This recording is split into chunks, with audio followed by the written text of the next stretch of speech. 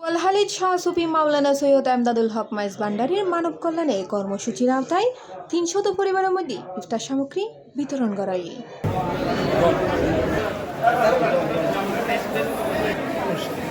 ফেব্রুয়ারি ২৭ তারিখ শুক্রবার বিকেলে আঞ্জুমানে মধ্যাবেহিনী গাউসে মাইজ ভান্ডারী শাহ এমদাদিয়া চরণদ্বীপ দায়রা শাখার সার্বিক সহযোগিতায় ও আলহাজ সৈয়দুল হক খান ট্রাস্টের আয়োজনে এই ইফতার সামগ্রী বিতরণ করা হয়।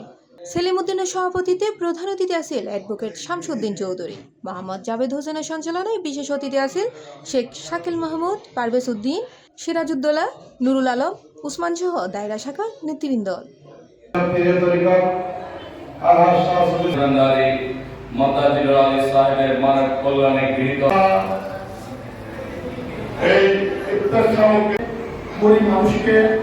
অসহায় মানুষকে সাহায্য সহযোগিতা করে থাকে, সেই হিসেবে আজকে এই অনুষ্ঠানের মধ্যে এই সামগ্রী আয়োজন করেছে। C plus TV, Chittagong.